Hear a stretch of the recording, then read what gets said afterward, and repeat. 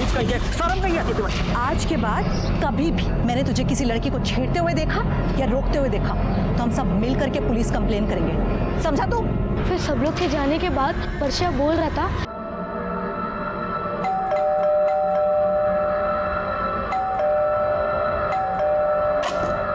Mummy खोलो ना जल्दी से। कितना बेल बजाते हो? उसे टॉयलेट आई है। वाओ, आज खाने में क्या बनाया है? दाल रोटी और बैंगन की सब्जी।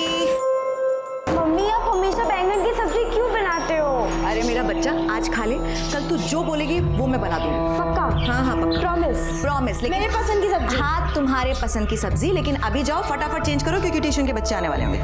ठीक है। रोहित ये क्या है? फिर से होमवर्क पूरा नहीं है तुम्हारा? चलो बैठो और अभी करो। बाकी सबने किया है होमवर्क? Yes madam. दिखाओ। अंश कहाँ है? 2 दिन हो गए, दिख नहीं रहा। कहाँ है? पता नहीं madam. Bye madam. Bye, time से आना।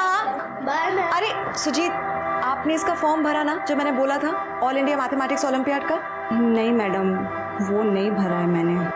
क्यों नहीं भरा? एक्चुअली थोड़ी पैसे की प्रॉब्लम चल रही है इसलिए। अरे पर मैंने आपको बताया ना कि आपका बच्चा कितना होशियार है। प्लीज इसे जाने दीजिए और पैसों की फिक्र बिल्कुल मत कीजिए, मैं इसकी फीस भर दूंगी। आप बस इसका हौसला बढ़ाइए। Thank you madam. चलो जाओ और होमवर्क करना। हाँ टाइम से आना कल। चलो bye ma'am. Bye. Bye. Hello. अपनी नहीं तो कम से कम अपने बच्चों की चिंता कर। कब तक छुपाएगी उसे?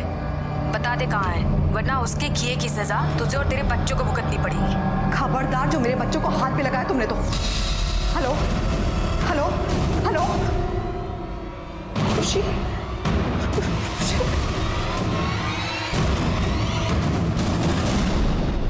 मम्मी आप तो हमें कभी स्कूल से लेने नहीं आती, पर आज क्यों आई? आज के बाद स्कूल से लेने ही नहीं, छोड़ने ही मैं ही आऊंगी।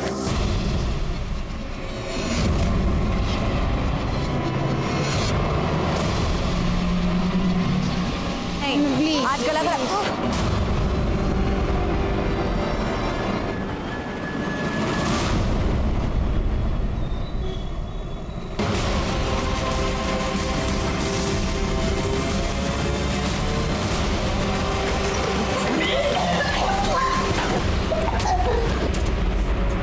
क्या हुआ इन बच्चों को? ऐसे उल्टियाँ क्यों कर रहे हैं? सर पता नहीं क्या हुआ है सर, अचानक से उल्टी करने लगे। किसके बच्चे हैं ये? सर ये हमारी पड़ोसी भावना के बच्चे हैं। शिरके, इन बच्चों को अपनी गाड़ी में डालो और पहले डॉक्टर के पास ले जाओ। चलो आप लोग हटिए, आगे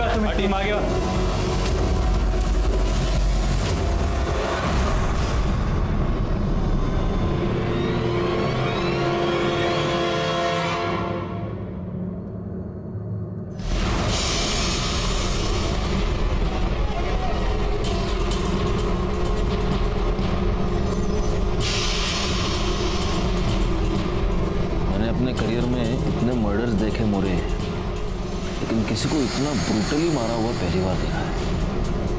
इसको इस कुर्सी से बांध कर इतना मारा गया है, खासतौर पे चेहरे पे। नो डाउट इसके बच्चे बाहर उल्टे कर रहे हैं। हो गया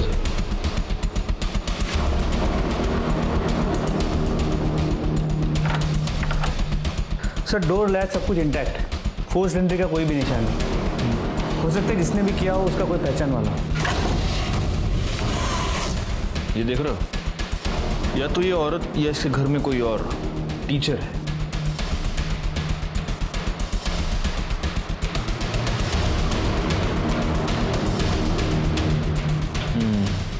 प्लेट देखकर लग रहा है कि विक्टिम ने पहले खाना खाया है और फिर उसका मर्डर हुआ है।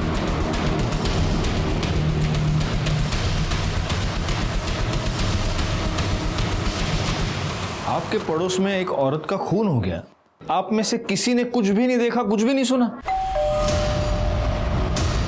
सर वो दोपहर का टाइम था ना, तो सब आदमी लोग काम पे चले जाते हैं और हम लोग भी घर में बच्चे लोग उतने टाइम आते हैं इसलिए बिजी रहते हैं सर। लेकिन कोई आवाज़ भी नहीं आई सर, आवाज़ आती तो हम लोग ज़रूर देखते थे।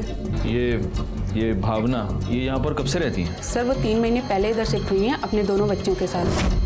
सर यहाँ के सारे बच्चों को ट्यूशन वही पढ़ाती थी, बहुत अच्छी लेडी थी सर। और इसका पति? पति के बारे में तो पता नहीं सर, मतलब भावना ने कभी बताया नहीं और हमने भी कभी नहीं देखा। तो मतलब इसके पति के बारे में किसी को कुछ भी नहीं पता? नहीं सर, कभी बताया ही नहीं।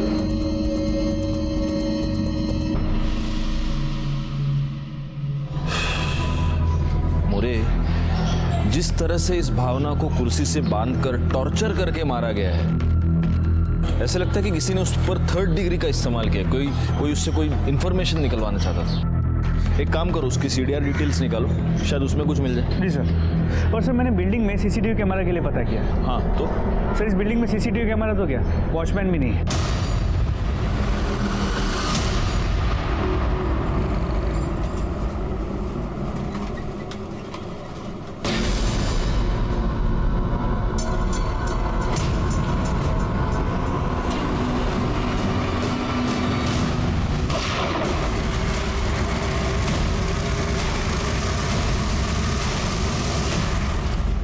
सर भावना की पोस्टमार्टम रिपोर्ट मेल में आ गई है। सर उसकी मौत 9 तारीख को दोपहर 1 और 3 के बीच हुई थी।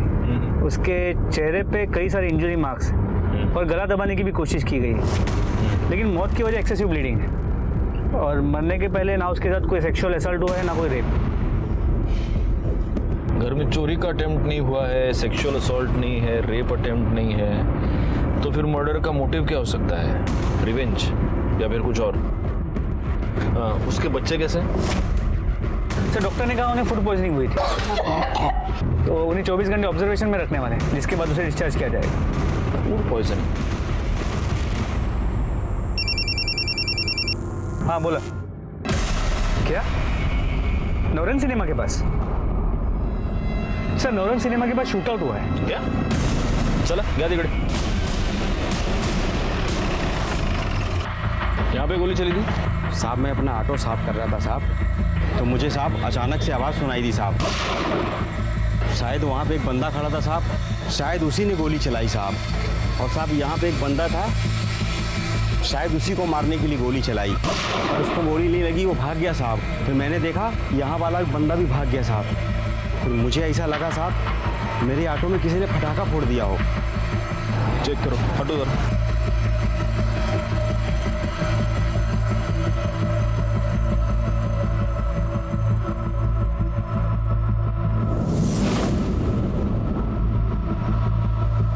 सर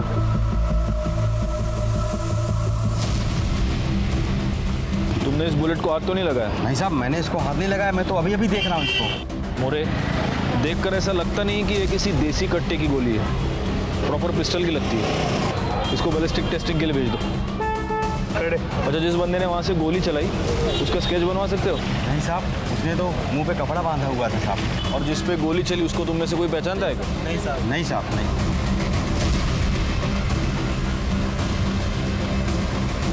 मोरे, उस CCTV कैमरे का सारा फुटेज चाहिए। सर ये बच्चा अंश भावना मर्डर केस के बारे में कुछ बताना चाहता है। बताओ क्या? अंकल मैं भावना मैम के पास पहले ट्यूशन पढ़ता था, तो फिर मैं 2 दिन ट्यूशन नहीं गया, तो तीसरे दिन मैम मुझे सड़क पे मिले।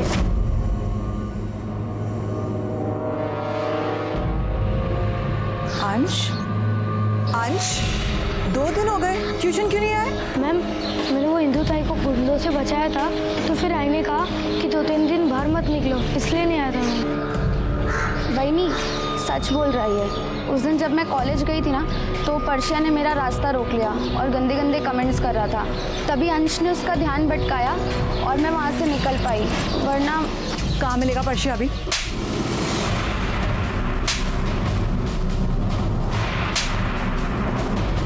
क्या हुआ? लड़की को छेड़ रहा था।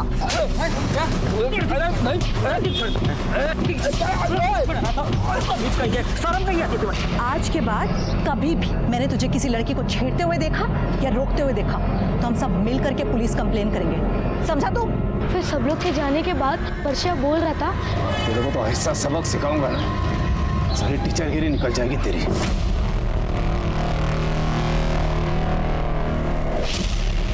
अंश रहते गाँव?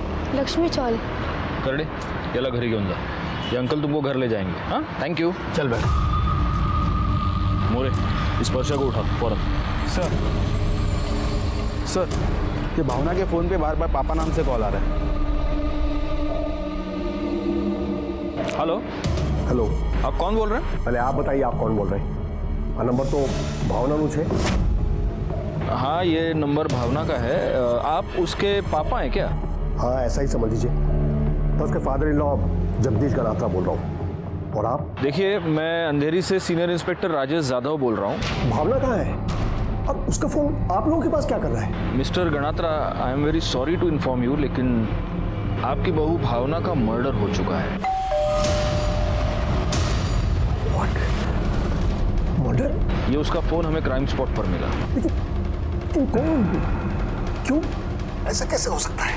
बच्चे कहाँ हैं? बच्चे ठीक हैं, लेकिन आप प्लीज जल्दी से जल्दी अंधेरी पुलिस स्टेशन आ जाइए। मैं अपना नंबर आपको भेजता हूँ।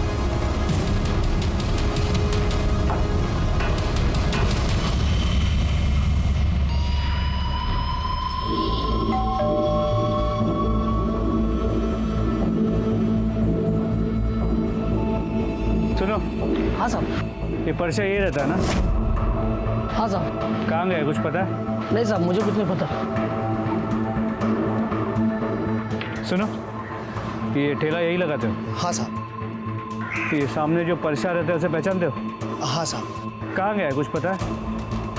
साहब, उसको तो हम कब से देखे नहीं हैं, पता नहीं कहाँ गया वो। ठीक है, कर्टेन से नंबर गया, तुम भी इनका नंबर ले लो।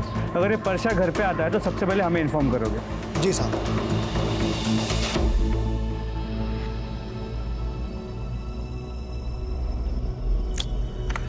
मोरे, अब इसने तो गमछे से मुंह ढका है, ये दिख नहीं रहा है, लेकिन जिस पर गोली चली है वो तो साफ दिख रहा है। एक काम करो, ये इतना इमेज क्रॉप कर दो और इसकी इमेज सर्कुलेट करो। हमें पता तो चले ये है कौन जिसके ऊपर इतना बड़ा शूट आउट हो गया और उसने अभी तक रिपोर्ट नहीं किया। सर, ते जगदीश गणात्रा आलेत। बुलाओ उन्हें।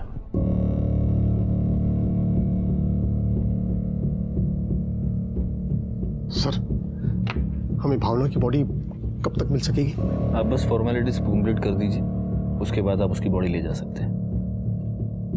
आपके बेटे के साथ कोई कांटेक्ट हुआ?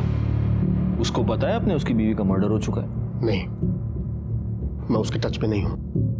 वैसे भी कल्पेश को भावना से क्या लेना देना? पति है वो उसका, आपको लेना देना है और उसको लेना देना नहीं। मेरा बेटा किसी काम का ही नहीं है, वो सिर्फ अपने बारे में ही सोचता है। जिंदगी में उसने दिया ही क्या है भावना को? सिर्फ दुख ना। इसलिए भावना ने जब अलग होने का निर्णय लिया तो उसने पति का सरनेम लगाना भी बंद कर दिया। उसने अपने मायके का सरनेम देड़िया लगाना शुरू कर दिया, ताकि कम से कम वो लोग तो उससे दूर रहे जिससे फ्रॉड करके कल्पेश आज घूम रहा है बाहर। किस तरह का फ्रॉड? रातों रात अमीर होने का फ्रॉड, लोगों को बेवकूफ बनाकर इन्वेस्टमेंट के नाम पे पैसे लेना और वापस न करना। आखिर ऐसा हुआ सर कि सुबह शाम घर के दरवाजे पर लेनदार खड़े रहते थे पैसे मांगने के लिए, और कल्पेश उन्हें पैसे लौटाने के बजाय रातों रात भावना और बच्चों को लेकर गायब हो गया।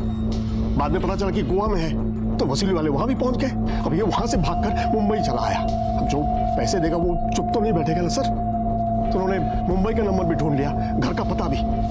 अब सुबह शाम फोन आने लगे, धमकियां मिलने लगी, जिससे बच्चों के ऊपर बहुत खराब असर पड़ा। तो भावना ने तय किया बच्चों को लेकर वो अलग रहेगी कि कम से कम उन्हें तो अच्छी जिंदगी दे सके। उसने किससे पैसे लिए थे जानते हैं? अरे सर, कल्पेश सिर्फ एक को नहीं कईयों को लूटा है। उसमें से 2 औरतों का नाम तो मुझे आज भी याद है। एक वो राजश्री पंड्या और एक विप्रा सेठ। और ये विप्रा सेठ तो 2 गुंडों के साथ हमारे घर भी पहुंच गई थी। मैंने कहा ना कि वो यहाँ पे नहीं है, और मुझे नहीं पता वो कहाँ पर है। मुझे खबर मिली है कि वो घर पर ही है। तो आपको गलत खबर मिली है, क्योंकि वो घर पे है नहीं। तुम झूठ बोल रही हो। ये राजश्री पंड्या और विप्रा सेठ, ये दोनों वडोदरा की हैं? जी सर।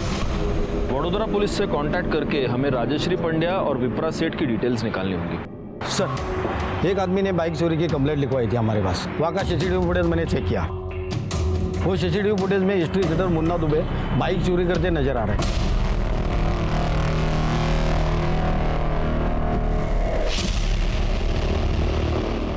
इसका फोटो लेकर सारे पुलिस स्टेशंस में और अपने खबरों में सर्कुलेट कर दो। Okay sir.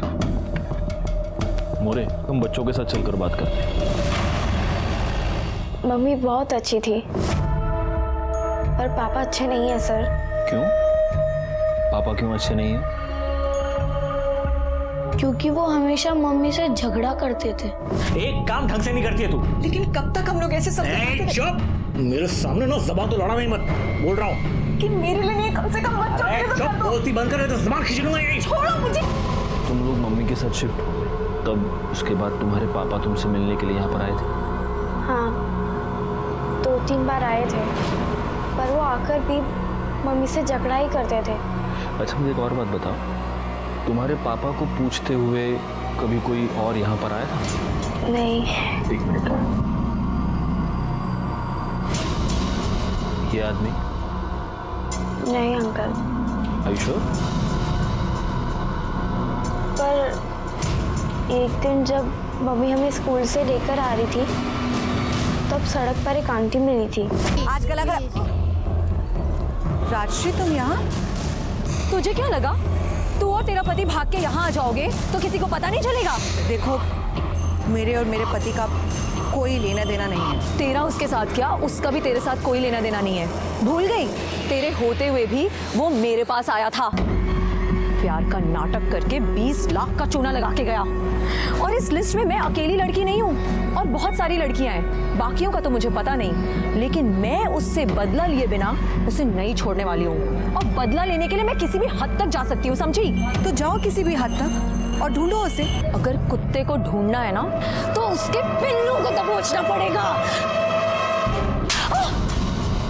खबरदार अगर मेरे बच्चों की तरफ देखा भी तो आंखें निकाल लूंगी मैं। चलो ठीक है, अभी हम लोग चलते हैं, तुम अपने दादाजी के साथ अच्छे से रहना।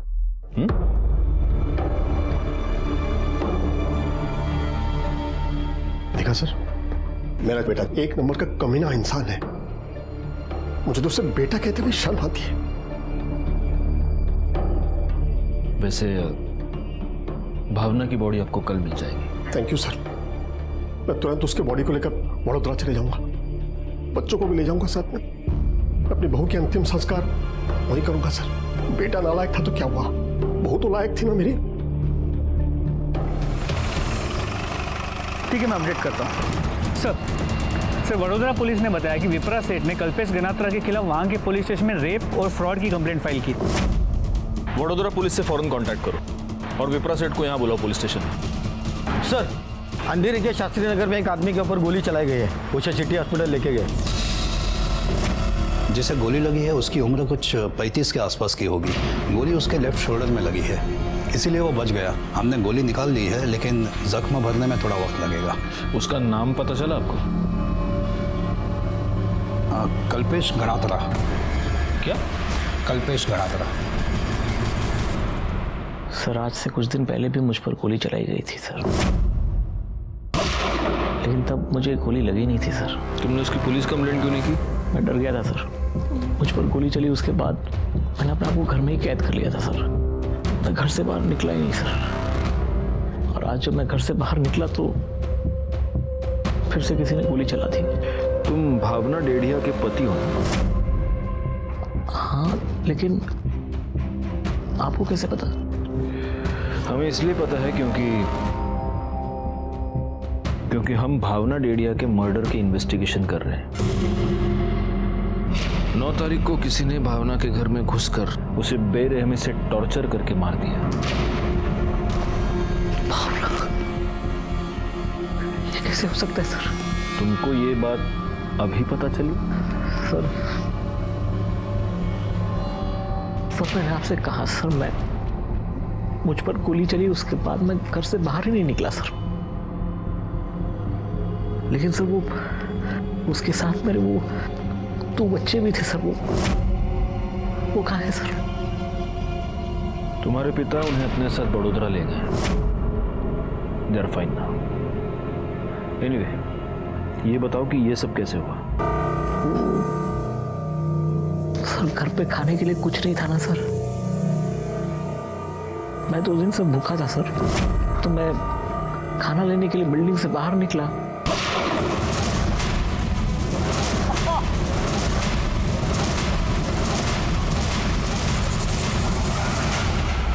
तुमने उस बंदे की शक्ल देखी?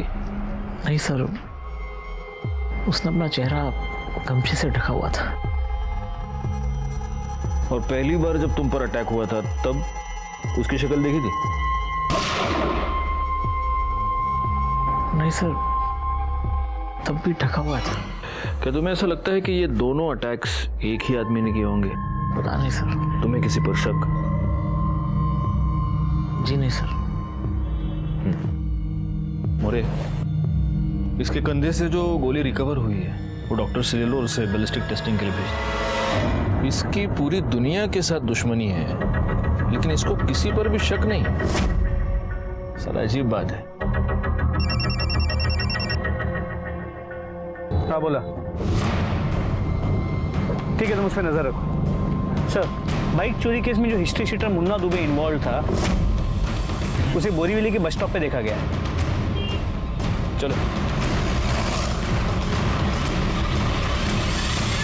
कुड़े लाल गमछा मोरे करड़े।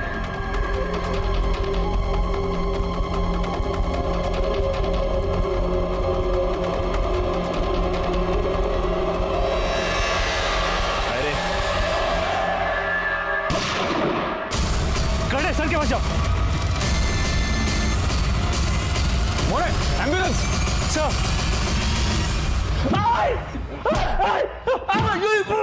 इस वाले पे गोली चला।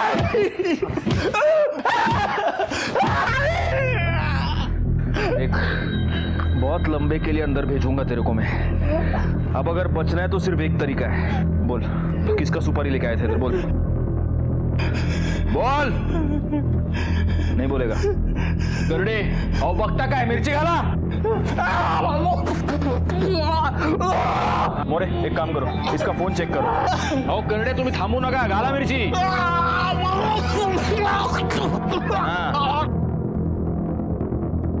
करड़े सर, कल्पेश। पानी पानी। कल्पेश गणात्रा की सुपारी दी थी तुम्हें? हाँ? किसने तेरे को सुपारी? बोल। गाला। बता दो साहब, बता दो। वो राशि पांड्या ने सुपारी दी थी, पर सब मैंने नहीं मारा। सब मैं जब उसके घर गया तो उसे मारने के लिए, तो वो घर पे था ही नहीं साहब। मैं नीचे आ गया और उसका इंतजार करने लगा कि जैसे वो आएगा वो उसे टपका दूंगा। लेकिन जैसे मैंने पुलिस की गाड़ी देखी, मैं डर के मारे वहां से बाइक उठा के भाग गया साहब। बाद में मुझे पता चला कि उसको किसी ने गोली मार दी। तो मैं सोचा कि काम तो हो ही गया, मुझे यहाँ से निकल जाना चाहिए। बेकार में मैं फंस जाऊंगा साहब। साहब थोड़ा पानी दिला दो। पानी ना? पुलिस वाले को गोली मारी है तूने। करड़े गाला मिर्ची। साहब।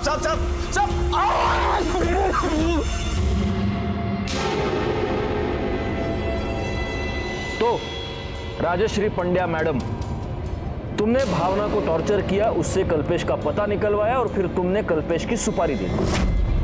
सर, अगर मैंने उसके नाम की सुपारी दी होती तो आज वो जिंदा नहीं होता। मैंने भावना को टॉर्चर नहीं किया, मैंने उससे सिर्फ कल्पेश का एड्रेस मांगा था। कुत्ते को ढूंढना है ना तो उसके पिल्लों को दबोचना पड़ेगा। मांगा था? तुम्हारी भाषा में इसको मांगना कहते हैं। कल्पेश की सुपारी क्यों दी? बोलो।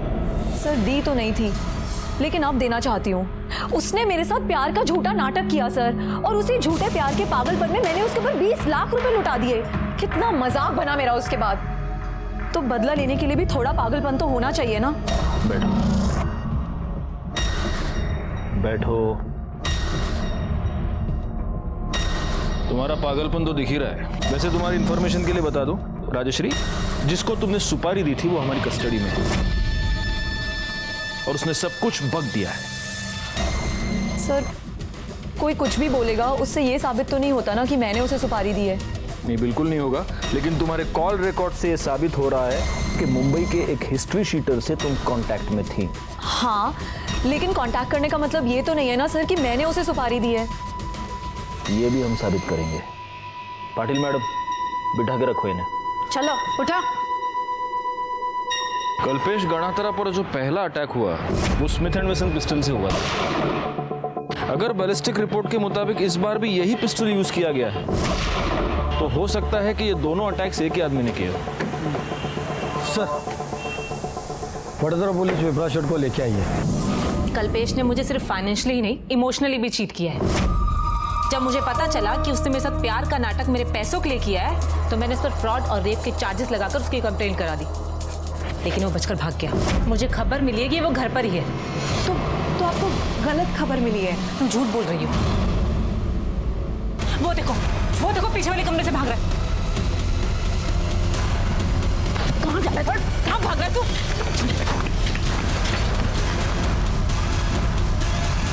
तुम्हें पता तुम्हारा पति लड़कियों को बेवकूफ क्यों बना रहा है? क्योंकि तुम जैसी अंधी औरत उसका साथ दे रही है। तुम्हें ये लगता है कि अपने कमीने पति का साथ देकर तुम पत्नी धर्म निभा रही हो। ये सब जो तुम कर रही हो ना, ये अक्लमंदी नहीं बेवकूफी है, समझी तुम?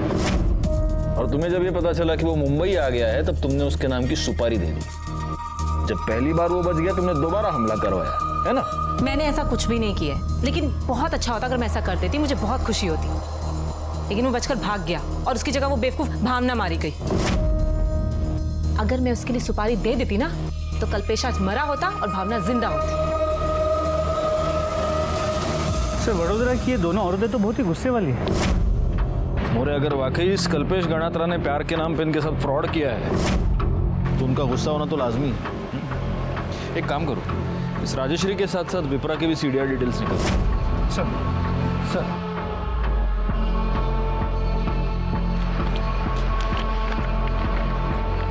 सर, कल्पेश गणात्रा पे जो दूसरी बार गोली चली थी, उसकी बैलिस्टिक रिपोर्ट। ओह, इस बार गाउठी कट्टा यूज हुआ है, यानी दोनों बार दो अलग अलग वेपन से फायर हुआ है। तो मेरी जो थियरी थी, दो अलग अलग लोगों ने अटैक किया है उस पर। लेकिन सर, ये भी तो हो सकता है कि शूटर वही हो, लेकिन इस बार उसने अलग बंदूक का इस्तेमाल किया ताकि वो हमें गुमराह कर सके। हो सकता है। चलो इस कल्पेश गणात्रा से चल के बात करते हैं। तुम पर एक बार नहीं, दो बार अटैक हुआ है, और फिर भी तुम्हारा ये कहना है कि तुम्हें किसी पर शक नहीं। सर, मेरी किसी के साथ कोई दुश्मनी नहीं है सर। नहीं, तुम्हारी किसी एक के साथ दुश्मनी नहीं है, तुम्हारी बहुत लोगों के साथ दुश्मनी है। हमें तुम्हारी कलरफुल हिस्ट्री के बारे में पता चल चुका है। कल्पेश गणात्रा, राजश्री पंड्या, विप्रा सेठ और भी बहुत सारे नाम हैं। देखो, अब हमारा टाइम वेस्ट मत करो और सब सच सच बता दो। मेरा सबसे बड़ा दुश्मन मेरा खुद का बाप है सर। एक नंबर का घटिया इंसान। कहने में शर्म आती है सर, लेकिन कैसे कहूं, मेरे बाप का मेरी बीवी के साथ अफेयर था। क्या? जी हाँ सर, और उन्हीं की वजह से हमने वडोदरा छोड़ा था। मैंने सोचा कि भावना को उनसे दूर ले जाऊंगा तो शायद मामला ठंडा हो जाएगा, सब कुछ ठीक हो जाएगा, लेकिन नहीं, उन्होंने हमें गोवा में भी ढूंढ लिया। हम गोवा से मुंबई आए तो मुंबई में भी ढूंढ लिया। यहाँ तक कि वो भावना को हर रोज़ फ़ोन करते थे।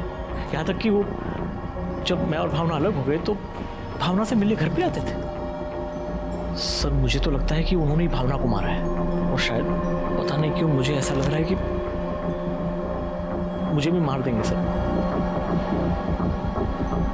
तुम्हारे पिताजी के पास कोई गन है? जी हाँ, स्मिथ एंड वेसन्स, लाइसेंस भी है उनके पास। पेश के बयान ने इस केस को एक अलग ही मोड़ दे दिया। भावना के मन में जगदीश के प्रति जो रिस्पेक्ट और केयर थी, इसका अब कुछ अलग ही मतलब निकल रहा था। वडोदरा पुलिस ने हमें इस बात का भी कंफर्मेशन दिया कि जगदीश के पास एक लाइसेंस्ड स्मिथ एंड वेसन पिस्टल थी। हमने उस पिस्टल को सीज करके उसे बैलिस्टिक टेस्टिंग के लिए भेज दिया, इस बात को कंफर्म करने के लिए कि कल्पेश पर जो गोली चलाई गई वो क्या इसी पिस्टल की थी या नहीं। हमारे सामने बहुत सारे सस्पेक्ट्स थे, लेकिन सबूत किसी के खिलाफ नहीं था। और तभी राजश्री और विप्रा के कॉल रिकॉर्ड से हमें एक ऐसी बात मिली जिससे इस केस को सुलझाने की हमारी उम्मीदें बढ़ गईं। सर, राजश्री और विप्रा के कॉल रिकॉर्ड चेक किए। राजश्री तो क्लीन है, लेकिन विप्रा के कॉल रिकॉर्ड से ये पता चल रहा है कि भावना के मर्डर के एक हफ्ते पहले से वो इस केस के एक सस्पेक्ट के साथ रेगुलर टच में थी। कौन? परशा, जिसने भावना को धमकी दी थी कि वो उसे सबक सिखाएगा। तेरे को तो ऐसा सबक सिखाऊंगा ना, सारी टीचरगिरी निकल जाएगी तेरी। परशा, जिसका घर लॉक था वो? जी सर। लेकिन उसका विप्रा के साथ क्या कनेक्शन है? सिर्फ परशा के कॉल रिकॉर्ड्स को मैंने मोबाइल पे मंगवा लिया, एक बार चेक कर लेता हूँ। सर, कनेक्शन हो सकता है, क्योंकि परशा की मोबाइल की लोकेशन भावना के मर्डर वाले दिन भावना के घर के आसपास की है। मोरे, ये परशा मुझे किसी भी हालत में चाहिए।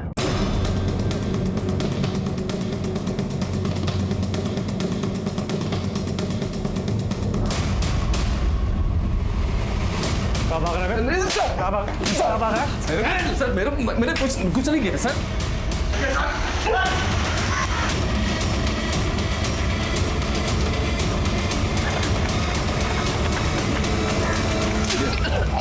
बोल नहीं मालूम है साहब। बोल बता। बोलता हूँ साहब, सब बोलता हूँ। बोल। वो विप्रा को पहले से किधर से पता चल गया था कि वो मेरा भावना के साथ पंगा है, तो उसने सामने से मेरे को फोन किया था साहब। बोली वो भावना से कल्पेश का पता निकल के देंगे ना तो मेरे को 50,000 रुपये देगी साहब। मैं जेब से कर था साहब, एकदम भौंका। तो हाँ बोल दिया सर, 25,000 रुपये एडवांस में उसने उसी दिन दे दिया था सर। 25 बाद में देगी बोला काम होने के बाद। तो साहब मैं वो 9 तारीख को दोपहर को कुछ 2:30 बजे के करीब उसके घर पे गया था साहब। लेकिन मैं जब उधर गया ना तो मेरी फट गई। वो भावना को किसी ने कुर्सी पे बांध के बुरी तरह मार दिया था साहब। वो पहले से मरी हुई थी। वो पहले से मरी हुई नहीं थी, उसको तूने मारा। तूने उसको टॉर्चर किया कल्पेश का पता जानने के लिए, क्योंकि विप्रा ने तुझे सुपारी दी थी। टॉर्चर से भावना मर गई, तुझे कल्पेश का पता चल गया और तूने वो पता जाकर विप्रा को बताया, इसलिए विप्रा ने कल्पेश की सुपारी दी थी। आई शपथ करो बोलते हैं साहब, मेरे को नहीं मालूम है, मैंने कुछ नहीं किया है साहब। भावना के मर्डर के चार्ज में अरेस्ट हो गई। करडे, जोपर्यंत आप मर्डरचं कबूल करत नाही तब तक खिलाते रहो इसको। सर और मोरे, बरोड़ा पुलिस को इन्फॉर्म करो ताकि वो विप्रा को अरेस्ट कर सके। परशा को इंट्रोगेट करने के बाद हमें ऐसे लगा जैसे हमने भावना मर्डर केस को सॉल्व कर लिया है। परशा को अरेस्ट कर लिया गया, लेकिन इससे पहले कि बड़ोदरा पुलिस विप्रा सेठ को अरेस्ट करती, वो फरार हो चुकी थी। लेकिन इससे हमें इस बात का कंफर्मेशन मिल गया कि हम राइट ट्रैक पर थे। बैलिस्टिक रिपोर्ट के मुताबिक कल्पेश पर जो गोली चलाई गई थी, जो ऑटो की सीट पर मिली थी, वो जगदीश गणात्रा के पिस्टल से ही चलाई गई थी। लेकिन जगदीश गणात्रा के पास इस बात की पक्की एलिबाई थी कि जब कल्पेश पर हमला हुआ तब वो खुद बड़ोदरा कोर्ट में मौजूद था। मुझे पता था आप लोग आने वाले हो, लेकिन आप लोग मुझे अरेस्ट नहीं कर सकते। मैंने पहले ही एंटीसिपेटरी बेल ले ली है। आप अपने वकील होने का इतना फायदा उठाएंगे तो हमें भी पता है, लेकिन हम आपको अरेस्ट करने नहीं, आपसे कुछ सवाल पूछने हैं। बैठिए, बैठ के बात करते हैं। बैठिए।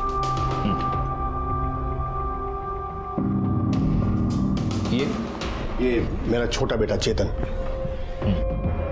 एक बात बताइए मुझे, आप तो यहाँ वडोदरा में थे, तो वो कौन हो सकता है जो आपका पिस्टल कल्पेश पर हमला करने के लिए यहाँ से मुंबई तक ले गया? उन्हें खबर न थी। हमारे घर में तो हम दो ही हैं, मैं और मेरा बेटा चेतन, और ये फाइनल LLB का स्टूडेंट है, और उस दिन ये क्लास में गया था। इतने बड़े घर में कोई नौकर है ना, घनश्याम काका, लेकिन 2 दिन पहले वो गांव चले गए। एक्चुअली उनके बेटे की तबीयत खराब है। कौन सा गांव है? देखिए, घनश्याम हमारे भरोसे का आदमी है। उसने मेरे दोनों बेटों को गोद में बिठाकर बड़ा किया है। वो भला मेरे बेटे को क्यों गोली मारेगा? मैंने सिर्फ आपको पूछा उसका गांव कौन सा है। Sir, Bishanpur, Kota district, Rajasthan. और इससे उस घनश्याम का नंबर और उसका फोटो ले लो।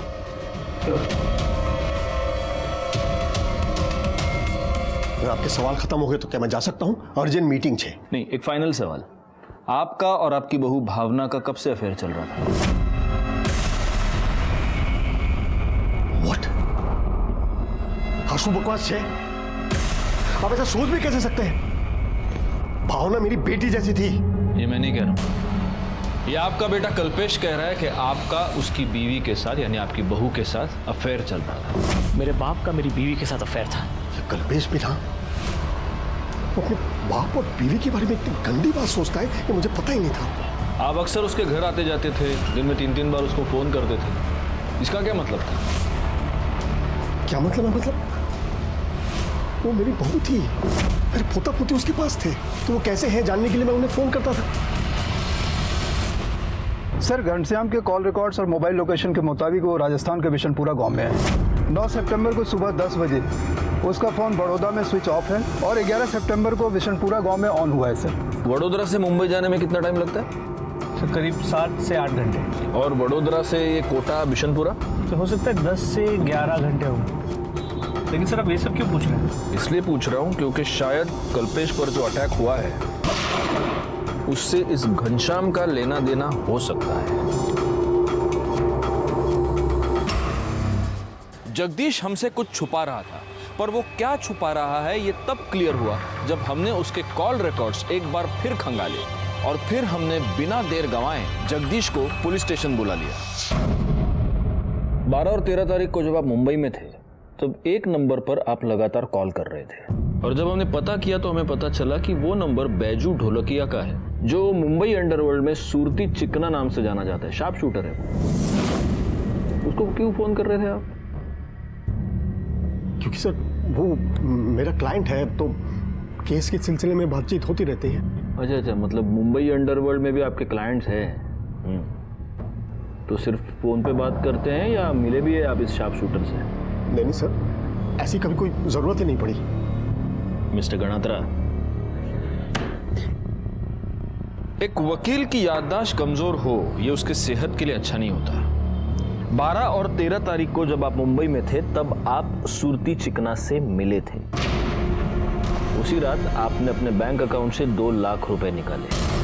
मतलब मोरे, मैंने आज तक देखा है कि क्लाइंट्स अपने वकील को पैसा देते हैं। ये मैंने पहला वकील देखा है जो अपने क्लाइंट को पैसा देता है। हाँ गणात्रा? एक्चुअली सर वो मैं मिस्टर गणात्रा, झूठ बोलने से पहले आप 10 बार सोचिए, क्योंकि आपका ये सो कॉल्ड क्लाइंट सूरती चिकना हमारी कस्टडी में है और वो सब कुछ बोल चुका है, सब कुछ। क्या करता सर मैं? कल्पेश ने मुझे मजबूर कर दिया था। मुझे पता है भावना की मौत भी कल्पेश की वजह से हुई है, और अगर ये कल्पेश जिंदा रहा तो उसकी कीमत उसके बच्चों को चुकानी पड़ेगी।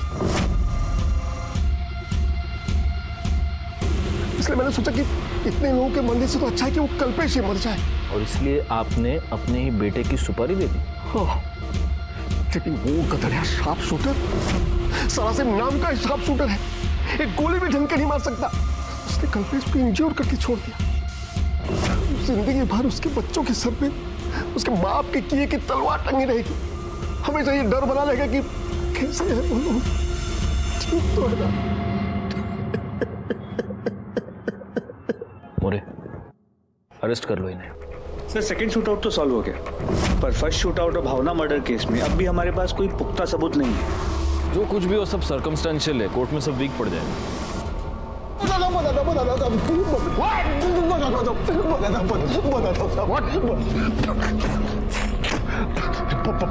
पानी दो थोड़ा, पानी दो। पहले बता फिर पानी। अब आप बताओ साहब, किसी की मुसीबत में मदद करना क्या गुनाह है?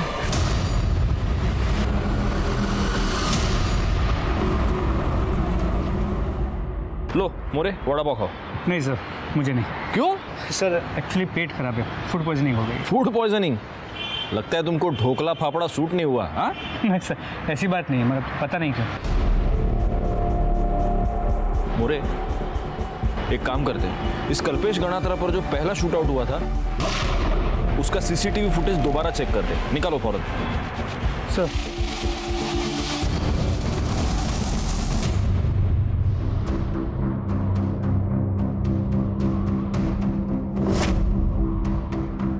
क्लिनिक का नाम देख रहे हो मोरे? Doctor Deshmukh clinic. एक काम करो, भावना की पीएम रिपोर्ट और खुशी और रुशील के डिस्चार्ज पेपर्स लेकर आओ। सर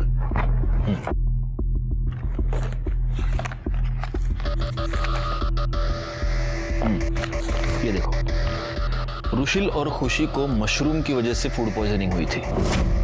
हो सकता है भावना ने उनको उस दिन टिफिन में मशरूम की सब्जी दी हो, क्योंकि अगर तुम्हें याद है तो मर्डर वाले दिन भावना के घर में मशरूम की सब्जी बनी थी। मैंने किचन में चेक किया था। जी सर, उस दिन ड्राइंग रूम के टेबल पे जो प्लेट था उसमें भी मशरूम थे, जिसमें शायद भावना ने खाना खाया। नहीं, यही तो मेरा पॉइंट है। भावना की पीएम रिपोर्ट देखो। भावना की पीएम रिपोर्ट ये कह रही है कि मौत के वक्त भावना का पेट खाली था। उस दिन भावना ने कुछ खाया ही नहीं था। वो प्लेट किसकी? अब ये हमें डॉक्टर देशमुख ही बता सकते हैं। हाँ, लंच में उन्होंने मशरूम खा लिया था जिससे उन्हें एनर्जी है। Thank you so much doctor.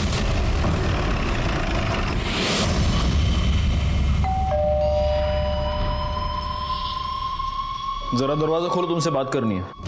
ये क्या बकवास कर रहे हैं आप? जिसने मर्डर किया उसको पकड़ नहीं पा रहे, इसलिए मुझे फंसा रहे हो।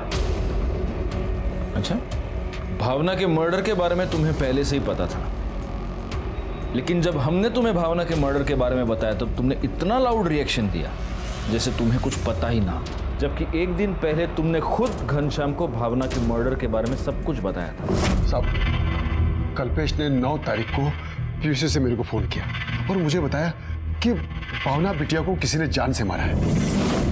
बोल रहे, मैं सही कह रहा हूँ, मुझे कुछ समझ में नहीं आ रहा आप क्या कह रहे हैं। करडे, समझाओ इसको। एक मिनट, मैं बताता हूँ, बैठो।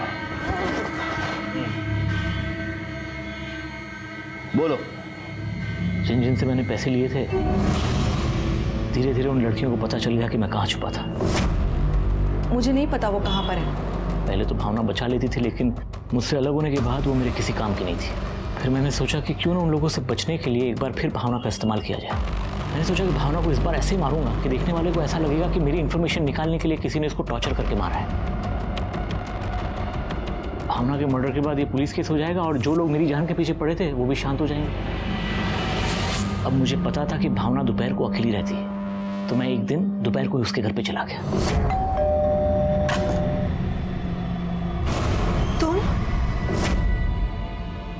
देखा मोरे, तुम्हारे फूड पॉइजनिंग ने एक मर्डर के सॉल्व कर दिया। क्या आप कल्पेश जैसे आदमी को इंसान कहेंगे? मैं तो नहीं कह सकता।